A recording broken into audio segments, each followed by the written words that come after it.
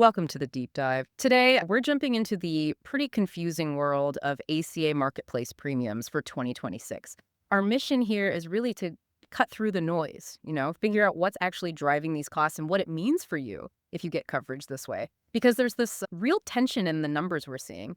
On one hand, insurers are hiking charges by, an average of 26%. That's the figure, yeah, for 2026. But then you hear experts saying some people could see their actual costs go up by 114%. How can both possibly be true? That sounds wildly different. It does sound contradictory, I know, but they're actually describing two very different things. The key thing to grasp right off the bat is this. Most people in the marketplace, they don't pay that sticker price.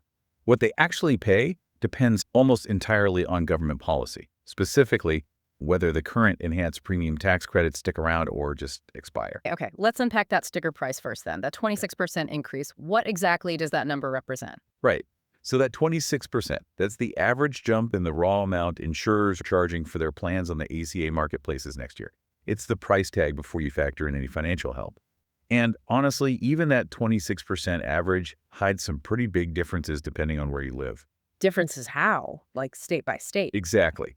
If you look at what's called the benchmark premium, that's the second lowest cost silver plan, the one the subsidies are kind of pegged to, the hikes vary a lot. So in states that use the main federal website, Healthcare.gov, those benchmark premiums, they're going up an average of 30%. 30%? Wow. Yeah. But then you look at states that run their own marketplaces, their own websites. The average increase there is closer to 17%. Still high, but, noticeably lower. That's a really interesting split. So, okay, back to the overall 26% hike. Is this just an ACA thing, or are these cost pressures hitting, all health Well, insurance? it's definitely broader than just the ACA marketplaces. Yeah. Insurers are pointing to factors hitting the whole system, stuff they also mentioned when talking about employer plans. Like what specifically? Well, the big ones are rising hospital costs. Always a major factor, notoriously tough to get a handle on. And then there's the increasing use and cost of those GLP-1 drugs, Ozempic and similar ones for weight loss and diabetes. They're effective, but really expensive for insurance plans to cover. Okay, hospitals, expensive drugs. That makes sense. But I saw something about tariffs. Are they really baking potential import taxes into health insurance premiums? They are, yeah. They're citing it in their rate filings. It sounds kind of out there, but the uncertainty around global trade, potential cost spikes for imported medical gear, that risk is getting translated into the premiums people are being asked to pay. So yeah, hospital fees, specialty drugs, and global trade jitters are all kind of baked into that 26% number now. Huh. That really connects the dots between big global economics and just my monthly healthcare bill. Crazy. Yeah. But here's the kicker, right? You said most people don't actually pay that full price. So why doesn't that 26% matter as much as it sounds? Right. This is where the subsidies are absolutely crucial. We've got about, 24 million people enrolled overall? Yeah, around that. And an incredible 22 million of them get a premium tax credit right now. So the vast majority are shielded. 22 million. For those folks, their monthly payment isn't directly based on that 26% higher charge from the insurer. No. Instead, what they pay is calculated as a percentage of their household income. It's on a sliding scale, set by a formula Congress created. The government looks at the price of that benchmark silver plan we mentioned, figures out the subsidy needed, so your final payment doesn't go over a certain income percentage cap. Okay, so that's really key for listeners.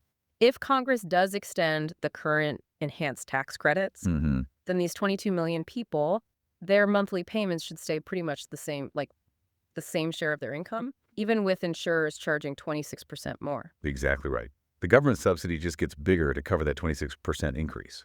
The cost shift happens, but it shifts mostly to the federal budget, not the individual consumer. So the subsidies basically act like a shock absorber. A very effective one, yeah. But, and this is the big but, this brings us right to that policy cliff everyone's watching. What if Congress doesn't act? What happens if those enhanced credits just expire at the end of 2025? That's the main risk, everyone. Like KFF, the Kaiser Family Foundation is flagging. And that's where the 114% figure comes in. That's exactly it. If those enhanced credits disappear, KFF estimates that the average monthly premium payment for people currently getting subsidies would more than double. More than double. Wow. Yeah, that 114% average increase. And it hits people in slightly different ways, what some call the double whammy. Okay, break down that double whammy for us. So first, you've got people with incomes below 4 times the poverty level. They still get some help, the original ACA subsidy, but it would be much less generous than what they get now. So their costs go up significantly. Right, less help means paying more. Then second, this one's pretty harsh, people with incomes over 4 times the poverty level. Under the enhanced credits, they can get help. If those expire, they lose eligibility completely. Boom, zero assistance. So they go from getting help to suddenly facing the full unsubsidized premium, which is also 26% higher. Precisely. They get hit twice, lose the subsidy, and face the higher base price. That's a massive budget shock, especially for middle-income families who thought they were covered. Yeah, that creates huge instability. Now, I think I read somewhere that even if the credits expire, maybe lower income folks could still find a really cheap plan. Is there a catch? Ah, yes. The sort of safety net. There is a catch, and it's a big one. It's true, many lower-income people would likely still qualify for enough of the original smaller tax credit to get a bronze plan for 0 or very close to 0 premium per month. Okay, so the monthly bill stays low. What's the problem? The problem is the coverage itself. It's a massive downgrade. They'd be moving from a silver plan, which, with the current subsidies, often includes cost-sharing reductions, meaning their deductibles and out-of-pocket costs are significantly lowered. We're talking deductibles potentially under $100 for some. Under $100 deductible. Okay, so they switch from that to what? To a standard bronze plan.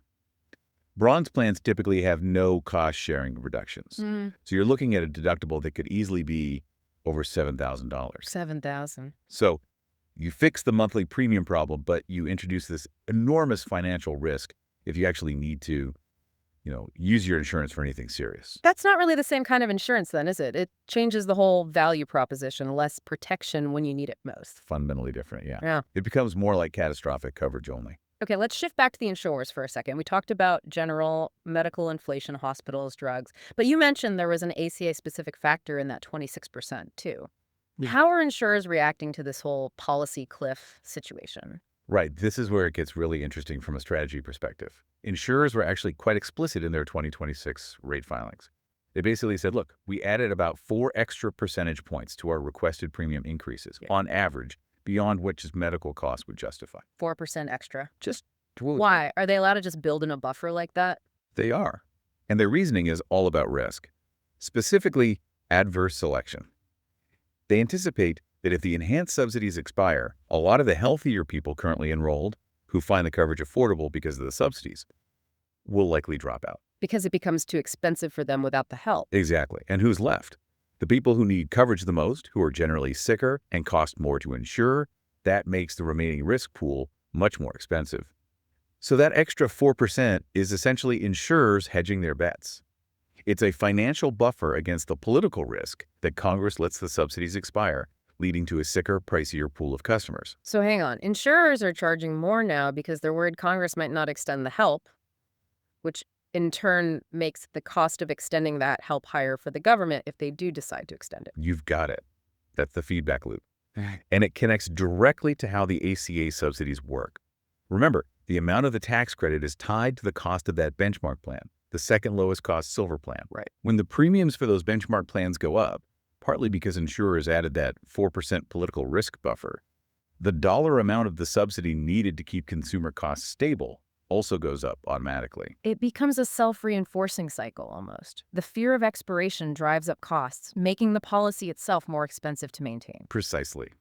It's a really tricky dynamic for policymakers.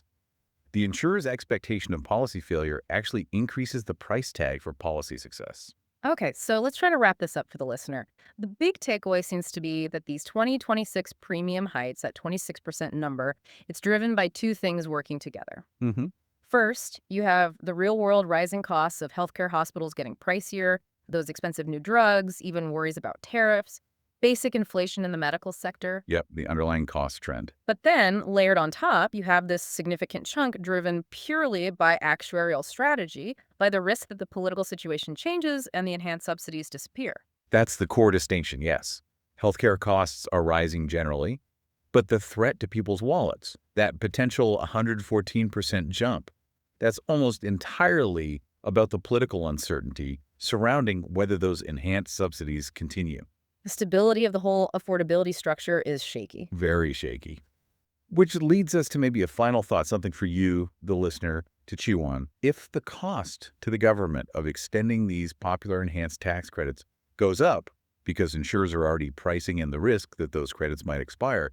How does that weird feedback loop change the math for lawmakers?